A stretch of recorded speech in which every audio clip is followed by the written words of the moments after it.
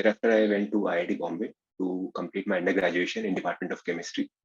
Sir, my interests include music as well as strength training. Sir, this is my second attempt in the civil services and second interview. And from the past 2 months, I have been serving as a CGST inspector in Mumbai. Inspector. Okay. Yes. Okay. Very good. Souvik, while you serve as CGST inspector, what problems that you see that the normal common small businessman is facing with respect to implementation of CGST, with respect to refunds and related issues? And also, is there any is there the redressal mechanism in place? Is it sufficient for this solving these problems? Certainly, sir, there are numerous issues that small businessmen faces after the implementation of GST. The first one being since the forms in the GST documentation is very complex. So there is a need of an learned individual such as a chartered accountant, and small businessmen are not really able to afford such chartered accountants for their businesses. So that is the primary problem that they face. And also, since the CGST has been newly implemented, it has just been 5-6 years right now. There happens to be some lack of understanding among the businessmen, even the bigger businessmen. So they tend to file multiple returns in the different forms in which they are not supposed to be filed. So that is something which I feel is a major issue right now, and there needs to be more training and more sensitization about this thing. Okay. Okay. Souvik, you are aware that we just had our Indian Union budget now. Sir. What are the specific provisions with respect to GST could you find in this Indian budget? Sir, I have not yet been through the budget, so I'll have to look into that. Sorry about it. Okay. Okay. Souvik, we are all aware that there's a tension in Ukraine. Sir. Between Ukraine and Russia, and both countries have got Indian people there, residing there. So what do you think are the problems faced by the Indians staying there in either of these countries? Sir, I think the problem faced by Indians is the same as the problems faced by the citizens of their respective nations, since the nations are a war zone right now. So, however, sir, we have evacuated numerous Indians from Ukraine by Operation Ganga, and I think there are only a couple of Indians few Indians remaining in Ukraine right now. As we talk about Russia, Russia is certainly facing an economic crisis right now. I think not a crisis, but they are facing some economic severities at this point of time. There is high inflation. The economy has gone down, and certainly the impact becomes issue for all the people staying over there. So one more problem I think that Indians would be facing over there is, since India's stance on the Russian-Ukraine war has slightly been diplomatic and not very firm and clear. So they might have been facing certain intolerance issues from the native people of Russia as well as Ukraine on India's stance of the war. Okay. So do you agree that we as Indians have few inherent qualities in us when we grow up, when we become matured? So do you think what qualities these Indians residing in that war affected zone have come handy for them? So yes, sir, I think we do have certain qualities, such as we are quite adaptable, and we tend to adapt very easily in difficult situations, as we have also shown in the previous few decades. Even after our independence, our economy was not very good, but we still were able to cope up with it and come out as an emerging nation. And in the war-torn nations, I think the situations become quite unpleasant and difficult, and that is something we are the Indians over there would be quite able to adapt to easily and live a more comfortable life as compared to the ones who are not very easily adaptable to difficult situations. So one would be that. Okay. Souvik, tell us about Moodai. Yes, sir. Mood Indigo is the largest cultural fest in the entire Asia. So IIT Bombay hosts the Mood Indigo, and it is an event in which numerous type of activities are done. There's also huge concerts that are being held, which brings in national as well as international artists on board and conduct some of the biggest concerts in the entire India. It becomes a place of where youth from entire Indian universities and colleges come and get to meet each other, get to know their culture, and also learn about the IIT Bombay. Okay. You see, when Indians stay abroad, we tend to celebrate our own festivals. And many times it is looked at, we are trying to influence the culture of the hosting country. See, so in that case, what is your opinion regarding this fact that we have the right to celebrate our own culture, but at the same time, we also must respect the host country's situation? Yes, sir. So I think that Indians are very proud in their warm culture and their belongingness as an Indian, and that is something we do celebrate even after being abroad. We do respect our traditions and our festivals a lot, and therefore we tend to celebrate it even abroad. So I think that most of the nations in today's world are democratic, and every individual has the right to show their feelings and express how they feel. However, certainly, as you said, it should be done in a limitation as to not violate the rights and the cultures of other people. And I think that as of now, India has increasingly been seen as a great soft power. So I don't think that there has been an issue where Indians are interfering with the culture of their host nations. And I think they are only adding to their own culture and increasing the soft power of India. Okay. What is strength training you have mentioned? Yes, sir. Strength training is basically stimulating a group of muscles and through various exercises, be it of free weights or using machines, in order for them to grow and to ensure that they are working efficiently and properly, to ensure that we are able to perform our day-to-day exercises, day-to-day activities with high performance.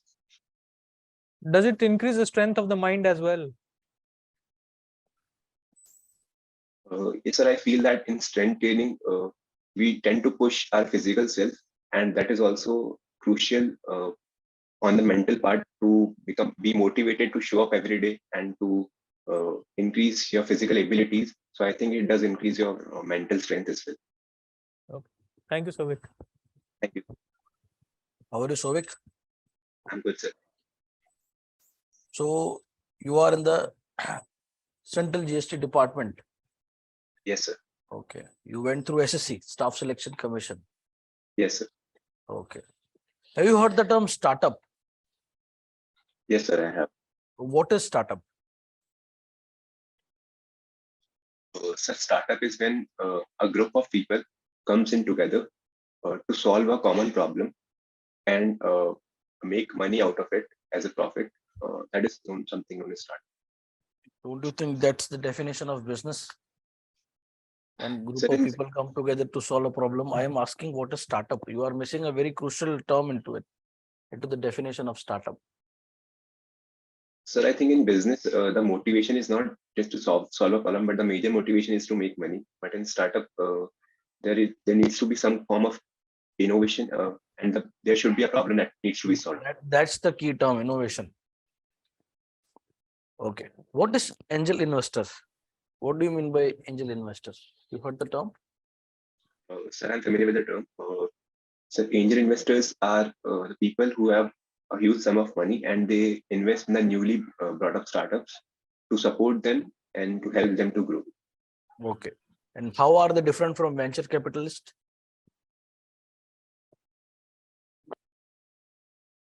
Sir, am I allowed to make a guess?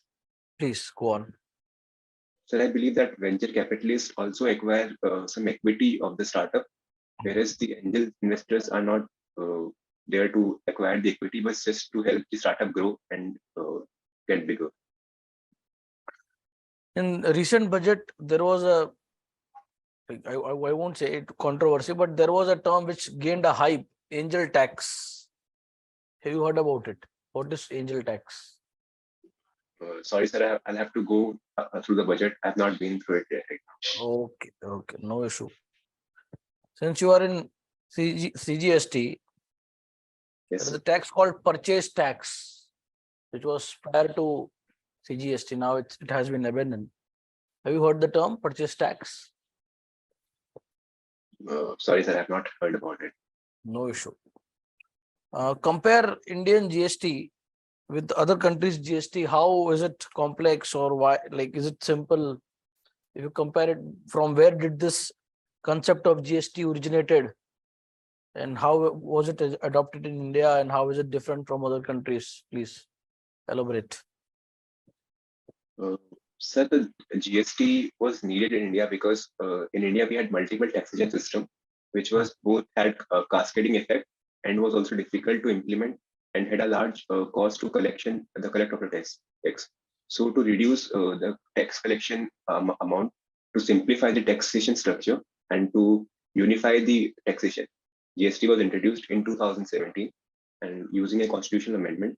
And thereafter we have merged the goods and services tax into a single tax known as GST. Sir, comparing it with, sorry, sir. Do US has this GST? Sir, I'm not aware about US. Make a guess. Try to analyze it with from political angle. Use your knowledge of polity and try to make a guess whether USA has the system of GST. Sir, the basic economic structure of US has been capitalist from a very long period of time, and it favors the businessman. And GST is also, if we see it, is in favor of businessman and increases the ease of doing business. I So, gave you a hint. Use your knowledge of polity.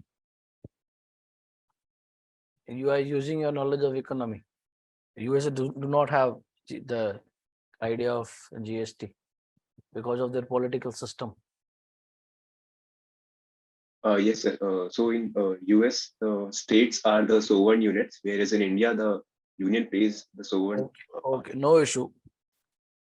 How are human rights different from legal rights?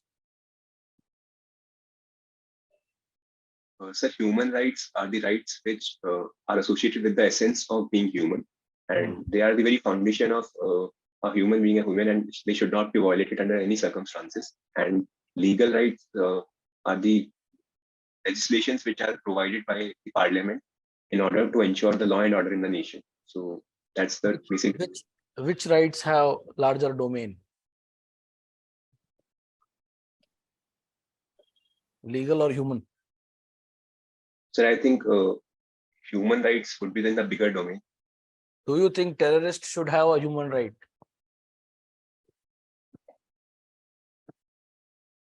So I think that since human rights are associated with being the essence of a human, and I think terrorists are also human, so they should be given human rights. However, to what extent they can be given, it should be decided by the judiciary. Okay. How are terrorists different from insurgents? Or are they same? Yes, sir. So terrorists use the basic aim of terrorism is to use violence as the means to get their demands completed. However, insurgents are different since their major approach is not only violence, but they use different means such as influencing people and influencing the common community. So that's a basic difference among terrorists and insurgents. Moreover, the terrorism have a global agenda to use violence against humanity as a cause, whereas insurgents have a specific issue and a specific target to get completed by using different means. Very good. Sir, please. Very well explained. Are you visited Canada? Sir, I'm not able to hear you. Are you able to? Have you visited Canada? Use mic. Have you visited Canada? Yes, sir, I've been to. Okay. Where is the capital of Canada? So the capital of Canada, I'm not aware of that. The states have different capitals, but the capital of Canada, I'm not sure. Okay. Okay. Why the Canada is different from US? Sir, Canada has a basic difference since US Why was it is a established. separate country? There are cultural differences, etc. Yes, sir, there are cultural differences since after the Civil War in America, the people of the French origin went to the north and they formed a separate country, which was formed as Canada, whereas the US is predominantly represented by the UK citizens or the UK origin people. So, So there's what a is the cultural national language of Canada? Sorry, sir. National language of Canada. Sir, I believe it is English as well as French. Okay, okay. Have you visited Malaysia? Yes, sir, I've been to Malaysia. This is the capital of Malaysia. Sir, Kuala Lumpur is the capital of Malaysia. Okay, then what is Putrajaya? Sorry, sir, I've not heard about Putrajaya. What do you know about the political system in Malaysia? Which party is ruling presently? Sir, I'm not aware about which party. Okay, what is the main ingredients of the economy of Malaysia? Are they industrialist country or the agriculture country? What type of country they are? Sir, limited knowledge. I think Malaysia is predominantly an export-based economy. So they have both industrialist as well as agricultural exports, and palm oil is a crucial element of the exports of their nation. Okay, okay. So industries are not developed in Malaysia? So industries are developed in Malaysia, but I think the contribution comes from both the industries as well as from the agricultural part. Okay, okay. Mathematics, can it be a moral subject? Can mathematics be moral? So mathematics is associated with certain rules and theorems and postulates which need to be followed under any circumstances. So I think, and morality, I think, has the same founding principles that some things are moral and other things are immoral. So Morality is set up in social system. Is mathematics rules also set up in social system? no, sir, mathematics is not set up in social system. Okay. Why India is in the past very good in mathematics and not today so much? As once upon a time, we have contributed a lot to the mathematics in the ancient period. But today we are not seeing any significant contribution from India's side to the field of mathematics. What do you think is the reasons for it? So historically speaking, India has contributed a lot, not only to mathematics, but also to other sciences as well as culture and languages.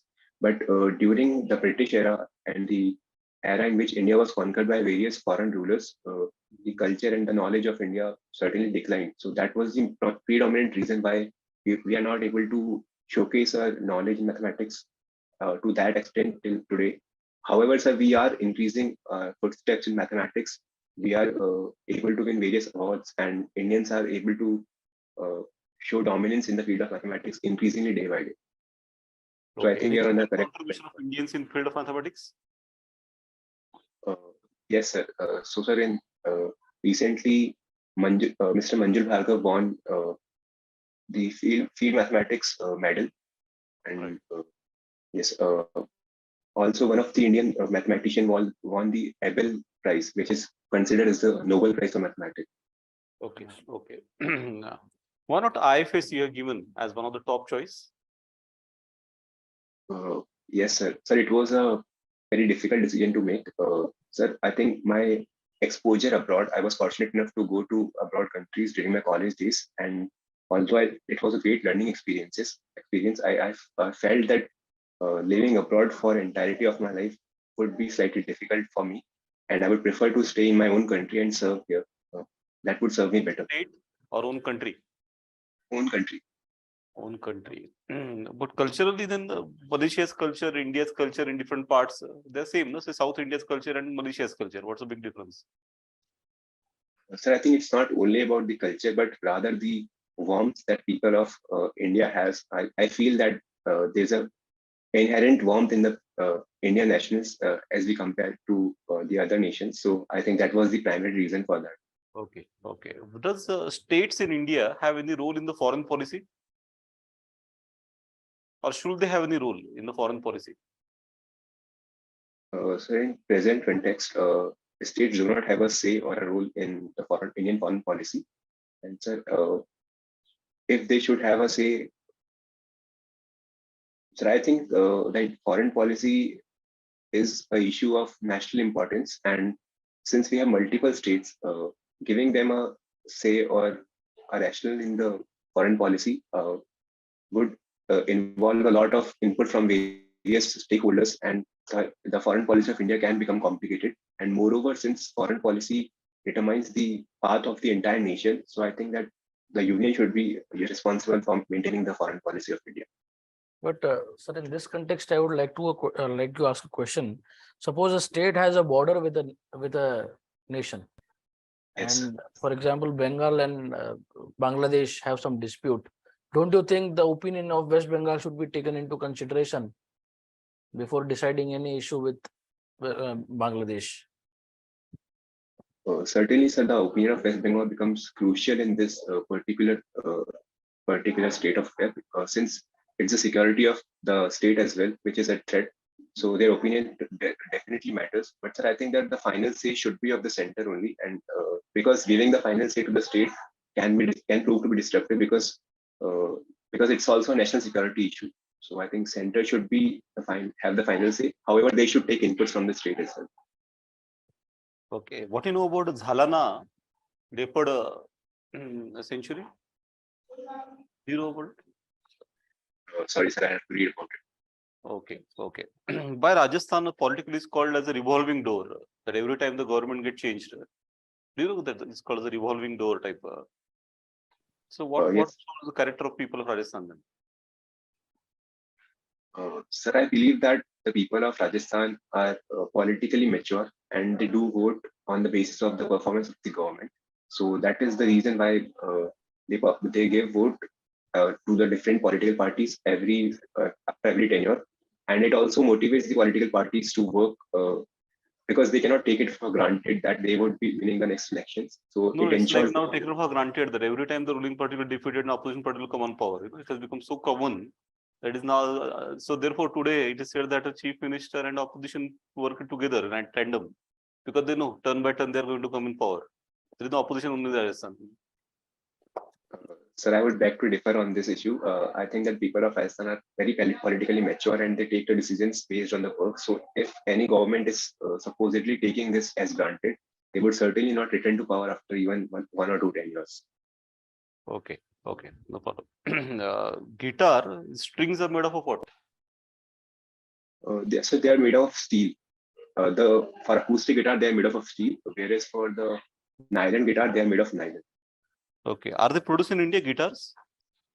Yes, sir, they are domestically produced. Which where they are produced?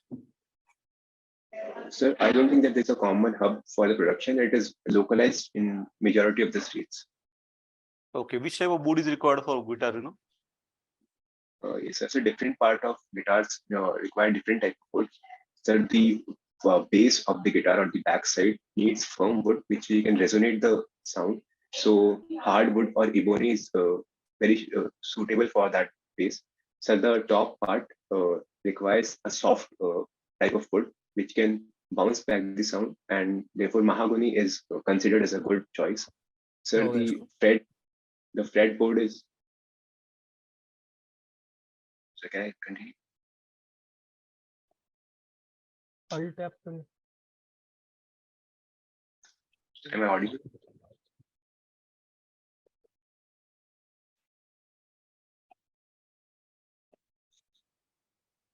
So am I audible?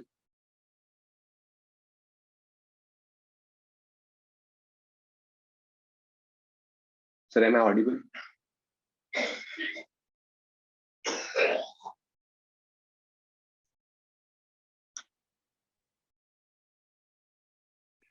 Hello Sovik आपकी आवाज नहीं आ रही है, एक बारी आप audio check करेंगे एक बारी?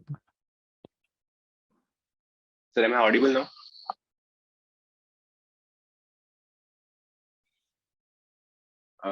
Sir, my audio is working fine. Sir, am I audible now?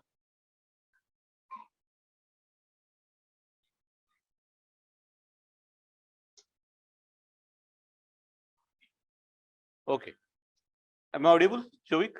Yes, sir. You're audible. Okay, okay. So IIT Bombay should be turned into Mumbai. Yes, sir. It has been a question that comes to the mind of many people. Sir, I think there are two reasons because of which the name is not being changed yet. So one is there is an IIT app in which the name is mentioned as IIT Bombay, and to change it to IIT Mumbai, it would require an amendment to the app. Second, sir, I think that the name IIT Bombay associates with a world-class tag of excellence and class, and changing it to IIT Mumbai would certainly bring a change to that. So that is why it is not considered to change the name to IIT Okay, Mumbai. that's okay. But today we had a frenzy of changing names everywhere in India. We keep changing names. Well, how you see these all things? Shall we keep changing the names regularly? The recent changes we have seen in the changing of name of places, they are generally associated with the cultural background of the place. For example, the name was changed to Prayagraj, so it had historical significance, as well as people could associate more with that particular name. So that was the primary reason, and I think that is why the changes are being done. So, however, it does contain certain costs, such as to change the name of a place, it requires changes in the railway station boards, all the documentation work of state and also center. So it is also comes with the economic cost. So I think the positives and negatives should be considered both before making a change in the name of a place. Okay, no problem. Thank you, Souvik. Thank you. Please wait in the waiting room. We'll connect again. Thank you. Thank you.